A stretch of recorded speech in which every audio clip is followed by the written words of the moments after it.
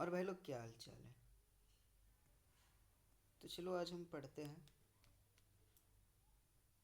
Practical amoeba के बारे में कि अमीबा क्या होता है। हमारा एम जो है वो रहेगा to study the museum specimen protozoa amoeba. तो अमीबा जो है वो फाइलम प्रोटोजोआ के अंदर में आता है। उसके बाद हम लोग देख लेंगे कि क्लासिफिकेशन क्या है। तो क्लासिफिकेशन में मेनली अगर प्रैक्टिकल एग्ज़ाम्स होते हैं तो वहाँ पे अगर लिखने के लिए थ्योरी आए तो हम ये लिख सकते हैं PCOG। It means phylum, class, order और जीनस। तो अमीबा का जो फाइलम होता है वो होता है प्रोटोजोआ, क्लास होता है सार्कोडिना, ऑर्डर होता है एमोबीडा और जीनस तो अमीबा होता है।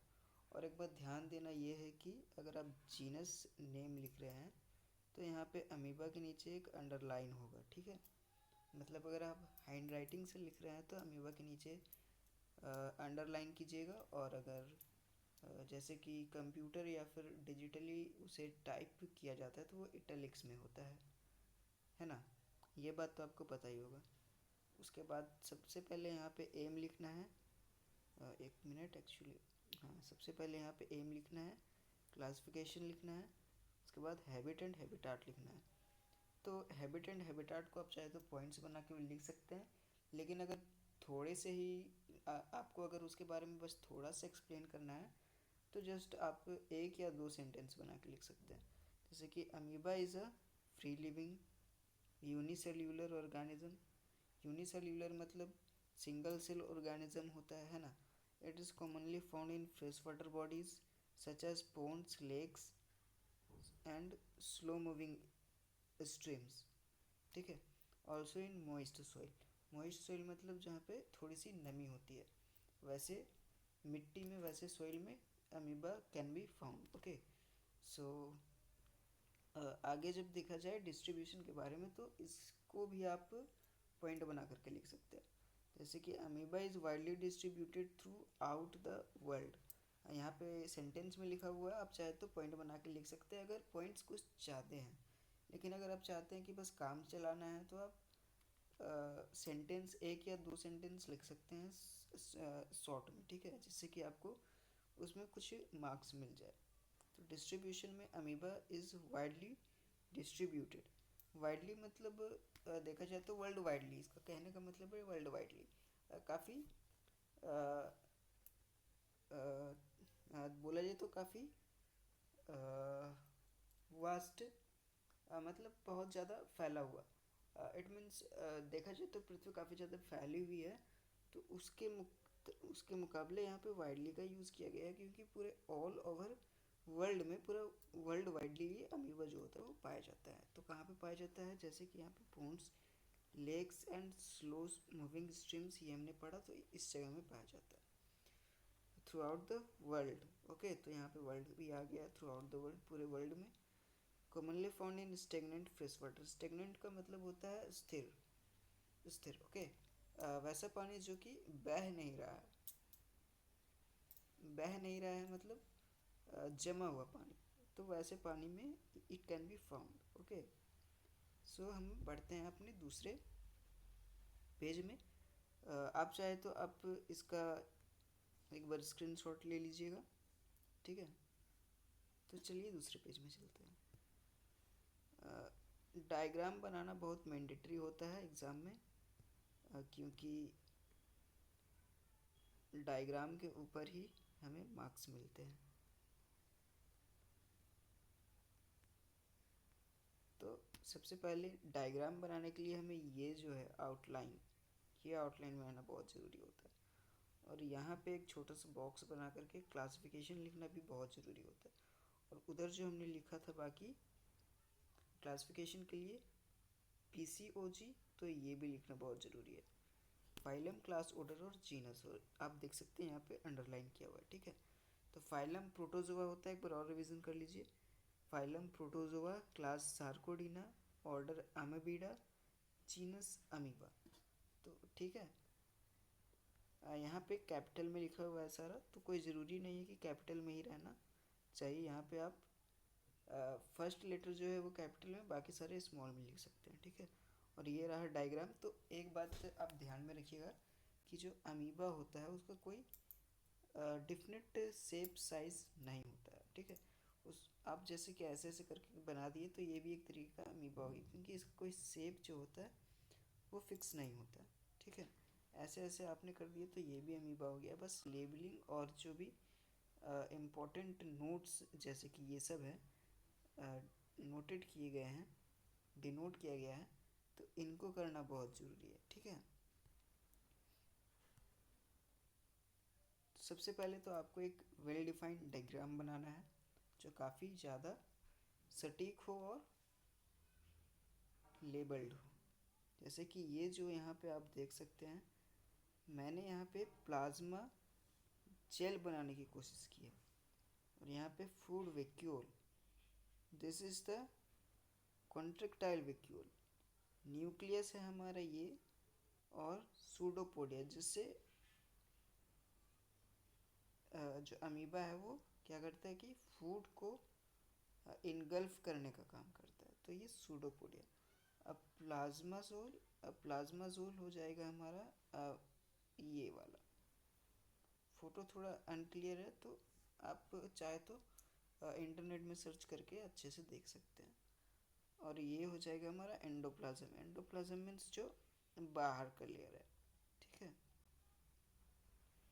और यहाँ पे फिगर, आपने डायग्राम तो बना दिया, लेकिन यहाँ पे ये जो है फिगर, किस चीज़ का फिगर है वो लिखना भी बहुत ज़रूरी है। तो यहाँ पे अमीबा लिखा गया, अमीबा, और यहाँ पे उसका साइंटिफिक नेम लिखा गया, जो यहाँ पे अच्छे से तो नहीं दिख रहा है, लेकिन आप इसको एक बार देख लीजिएगा, ठीक है।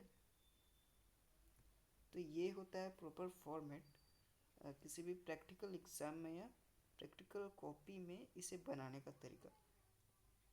प्रैक्टिकल कॉपी में किस पेज में ये बनाना रहता है, किस साइड में हमें थ्योरी लिखना रहता है, अगर वो आपको जानना होगा तो आप प्लीज़ कमेंट कीजिएगा, मैं उसके लिए एक सेपरेट वीडियो बना दूँगा। ओके, सेपरेट वीडियो कहने का मतलब ये है कि मैं आपको एक वीडियो ऐसा बना दूँगा जिसमें मैं आपको फुल्ली दिखा दूँगा कि बनाया कैसे जाता है, किस साइड में, लेफ़्ट या राइट साइड में हमें थ्योरी लिखना रहता है, कहाँ पे डेट मेंशन करना रहता है, कहाँ पे पॉइंट मेंशन करना रहता है, मार्जिन के अंदर या मार्जिन के बाहर में। तो ये सब सारी चीज़ मैं आपको बता दूंगा अगर आप कमेंट करते हैं कि आपको वो वीडियो चाहिए, अगर जिसे बनाना नहीं आता, कॉपी, प्रैक्टिकल कॉपी बनाना नहीं आता हो तो उसके लिए, ठीक है। तो चलिए आगे बढ़ते हैं। उसके बाद फिर यहाँ पे कमेंट्स के बारे में लिखना ज़रूरी है।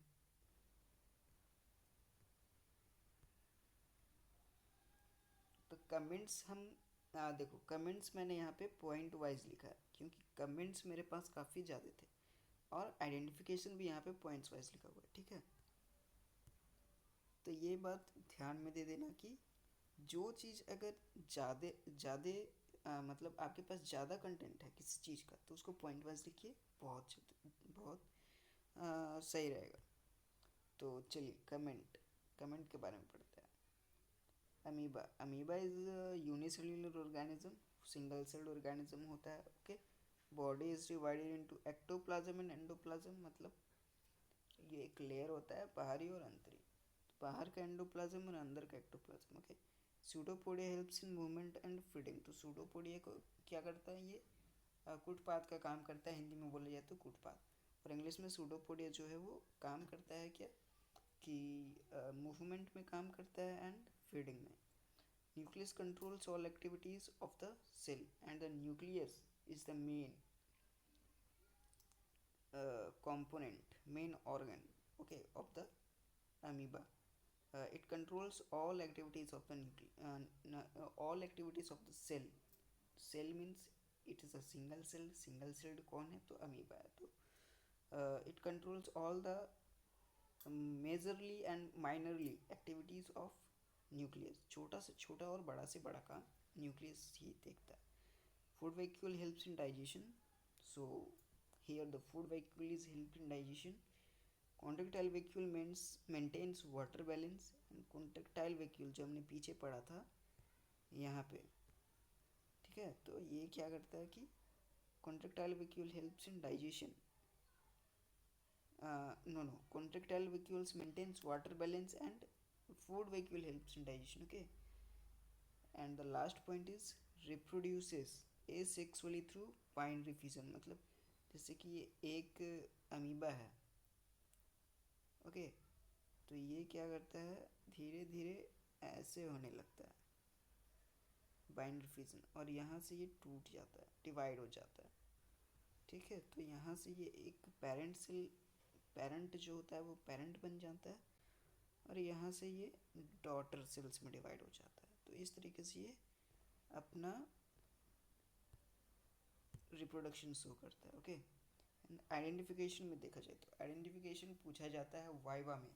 वाइवा हमारे मोस्टली 5 मार्क्स का होता है सारे प्रैक्टिकल एग्जाम्स में। ठीक है, तो ये अच्छे से ध्यान देना। आइडेंटिफिकेशन में पूछ लेगा, किसी स्पेसिमेन का आपको दिखा दिया जाएगा, कोई स्पेसिमेन दिखा दिया और माना कि उन लोगों ने पूछ लिया कि बताओ इसमें इसको तुम आइडेंटिफाई कैसे करोगे, जैसे कि आपको मैने दिखा दिया जाएगा, या फिर आपको बफो दिया जाएगा, फ्रॉक, या फिर पीकॉक दिखा दिया जाएगा, है ना, या फिर जो भी आपके सिलेबस में होगा उस तरीके का स्पेसिमेन दिखा दिया जाएगा जो भी अवेलेबल होगा। पूछा जाएगा कि बताओ ये क्या है, इसको तुम आइडेंटिफाई कैसे करोगे, तो उसके लिए बताना है कि बॉडी अमीबा का, तो बॉडी अमीबा का होता है irregular in shape, movement take place with the help of pseudopodia, a single nucleus is present, food vacuole and contractile vacuole are present। तो ये होता है आइडेंटिफिकेशन अमीबा के, कि अमीबा के अंदर में क्या क्या होता है जिससे हम लोग पहचान करके बोल सके कि अमीबा है कि नहीं है। सेल वॉल इज एब्सेंट होता है, इसमें होता है ectoplasm, endoplasm, it means only plasma membrane होता है। ठीक है, तो only plasma membrane is present. ठीक है, तो यहाँ तो हमारी कंप्लीट हो जाता है। अगर आपको कोई दिक्कत आता है तो आप पूछ सकते हैं कमेंट सेक्शन में, क्योंकि ये मेरा पहला वीडियो है तो मैं ज़रूर ही आंसर करूँगा। तो आप एक बार स्क्रीनशॉट ले लीजिए इसका, और इसका पिक्चर आप लोग अच्छे से बनाना। पिक्चर में मार्क्स देता है, भले थ्योरी ना लिख पाओ, लेकिन पिक्चर बना करके उसको क्या करना है कि ये करना है, लेबल कर देना है। ठीक है, तो और इसके नीचे में ये लिखना है, और जहाँ पे भी जीनियस नाम लिखोगे वहाँ पे अंडरलाइन करना है, it must be underlined. Okay, और ये इसका भी स्क्रीनशॉट ले लो। कमेंट्स आइडेंटिफिकेशन, सबसे पहले हमने क्या देखा, हमने देखा अमीबा के बारे में।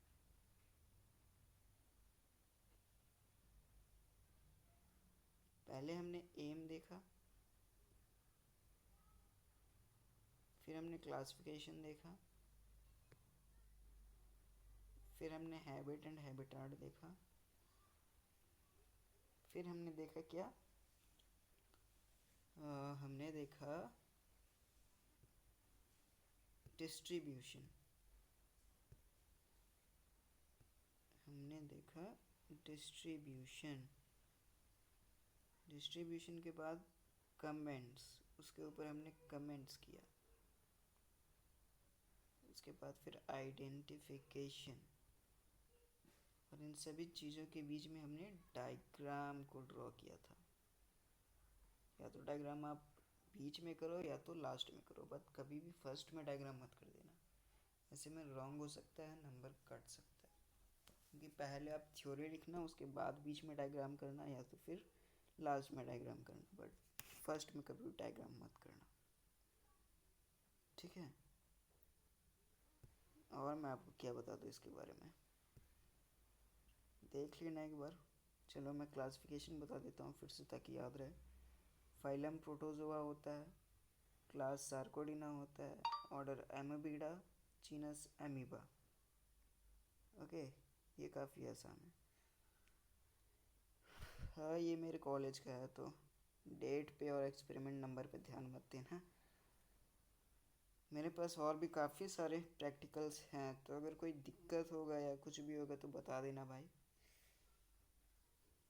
दोस्त समझ के या भाई समझ के, कुछ भी। तो मिलते हैं अगली वीडियो में। बता देना अगली वीडियो किसके ऊपर आनी चाहिए। ज़रूरी नहीं है कि सिर्फ प्रैक्टिकल, कोई भी सा टॉपिक जिसको आप नहीं समझ पा रहे हो ग्रेजुएशन लेवल पे, खास करके साइंस, ठीक है, तो आप मुझे बता सकते हो, मैं ज़रूर हेल्प करूँगा आपका। और कैरियर काउंसलिंग वगैरह चाहिए होगा, जैसे कि अगर आप मोस्टली देखा जाए तो झारखंड से हो तो, और अगर अदर स्टेट से भी हो तो बता सकते हो। मुझे उतना ज्ञान है, मैं अभी ग्रेजुएशन कर रहा हूँ, मुझे पता है कि आप लोग अभी किस सिचुएशन में हो नहीं हो। मैं हेल्प करने की कोशिश ज़रूर करूँगा। ऑल द बेस्ट, ठीक है।